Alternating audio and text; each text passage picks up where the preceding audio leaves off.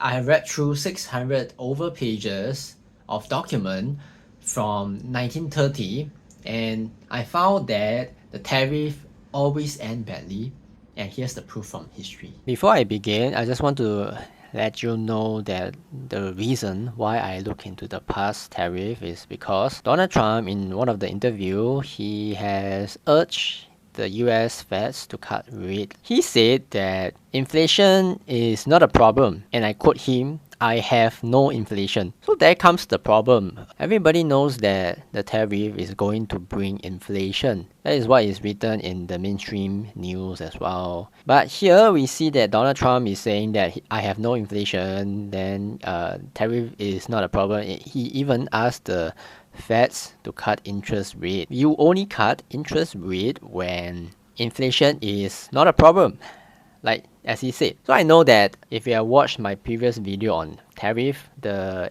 mindset behind Donald Trump and what was his thinking as well as his advisors, we know that his advisors are not dumb people.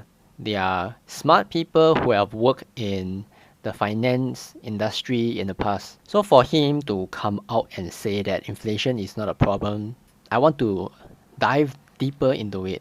And upon that, I found that this is not the first time US has imposed a tariff, a widespread tariff across many nations. The previous time that it was done was in 1930. This was the Smoot-Hawley Tariff, and it was aimed at protecting the domestic, meaning the local industry from during the Great Depression. So way back then, there was already a crash which happened. According to many economists, the tariff actually led to the Great Depression. There was already the crash, and then they put a tariff in order to protect the local business.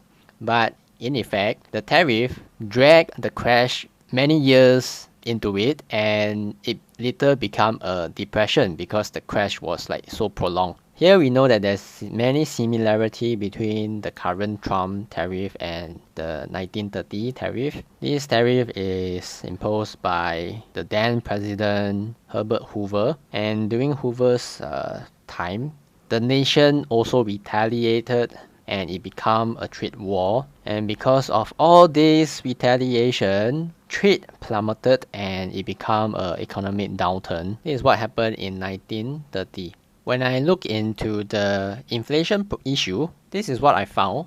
Inflation, we know that the market crashed in 1929, and prior to that, there were already tariffs back in the 1920s. The tariff wasn't so widespread. Previous tariff back then were just on selected agriculture sector, so it wasn't across all industry. But however, in 1929, or rather in 1930, when the Smoot-Hawley Tariff Act was imposed, this was a tariff across many different industry and products. And this came after the market crash. It was because of the market crash.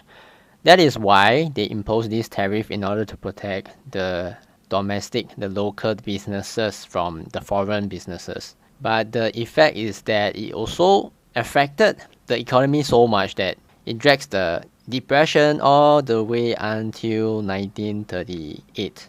When we look at the inflation numbers, right, inflation was actually quite low in 1929. However, after the tariff was imposed, it became a negative number. Inflation became negative. So this is a deflation. The following year also has very high deflation, followed by 1932. So these were periods of high deflation. And you may think that deflation might be good, right? Isn't deflation good because the price keep falling down and you can get to buy things at a cheap? However, what actually happened is that because price were dropping so drastically, you imagine that you want to buy a Nintendo Switch back then at 1930, for example. So Nintendo Switch costs like probably $500. Let's say it's $500. And if you don't buy it, the following year it was 10% cheaper, which means that it is around $450 now. And then if you don't buy it, it's again another 10% cheaper the following year. So every year that you don't buy it becomes cheaper. So you may tend to hold on to your purchase because the price will dropping. If you want to buy a car, you will just wait it out because it's going to be cheaper the following months. And because you hold your purchase and because everybody hold their purchase also, the business didn't have a profit. So they are not earning money. So in turn, the company, the business have to lay off their worker. And because the worker were laid off, they didn't have salary, they didn't have money to buy more things. So it's a vicious cycle which affect the whole economy. And this is exactly what happened back then after the tariff was imposed in 1930. Anyway, back then there was a drought. They call it a dust bowl because the land was so dry that the dust began to fly around, and it was quite a nightmare because it's a storm of dust. This dust bowl also ended only after many years. It ended in 1939. So that is many years of dust blowing around outside your house. Back then it was quite terrible.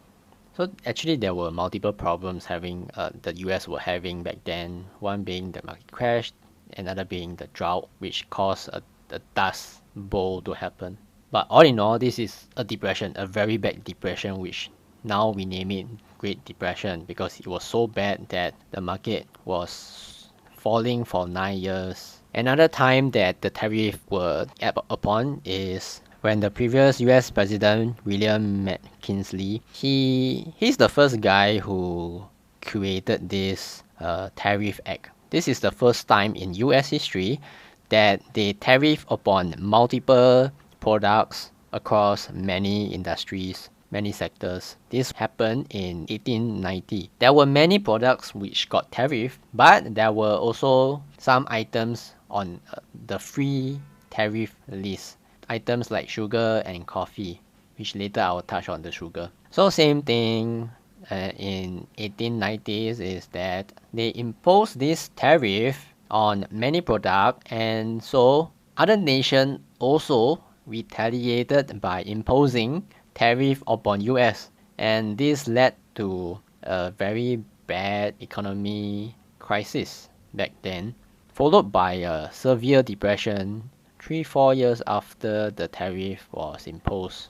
So depression here only lasted from 1893 to 1896. That was 3 years of depression as opposed to earlier Great Depression, which was 9 years. But one thing very similar is that both time the tariff were ongoing for 3 to 4 years, and both time it ended with a depression. Depression meaning the market were down and so bad for multiple years. When I look deeper into the 1890s, this is what I found. I have to read through several documents of 600 over pages in order to find all this information. So please just give me a like on the video because so many man hours were spent to gather all this information. Back then in 1890, this is the food price from 1890 to 1903. We know that the year prior there was a market crash, but they also imposed a tariff here. After they impose a tariff, the price of things start to go down. So this is deflationary, same as 1930s tariff. This is the price of cloth and clothing. After the tariff is imposed, price of things starts to go down instead of up. This is the price of metal in 1890s. So metal, same thing. Metal is one of the things that were tariff upon. Price just keep going down. This is the price of sugar. So as you can know, as mentioned earlier, sugar is in the free list, meaning it's not tariff upon, but the price of sugar also start to drop. So both time that in the past history, when tariff was imposed, both time it has a deflationary effect, meaning the price will start to come down, and then market also starts to go bad because business were not profiting, people were getting laid off. So both of these happen coincidentally to be a tariff effect. So coincidentally before both depression happened, there was a tariff imposed in the years before. And shortly after tariff is imposed, depression happened. Is it a coincidence or not? Please comment below. Let me know what's your thoughts. This is a quote by Milton Friedman. He is a Nobel Prize receiver and a very renowned economist. He said that in time of war, we blockage our enemies in order to prevent them from getting goods from us. In time of peace, we do to ourselves by tariff what our enemy does to us in time of war. So tariff is the opposite of what we do to the enemy during war times, because we block them from getting goods from us. But in peacetime, we impose tariff so that we block ourselves from getting goods from our enemy. So that is something to think about. Whether tariffs is good or no good for the economy, we do not know. In addition to that, according to the past history, it seems that both time when tariff is imposed, there were very bad economy crisis and there were depression. If you have enjoyed this video, please like and subscribe and even share this video so that more people can hear about it. That's all from me. See you again.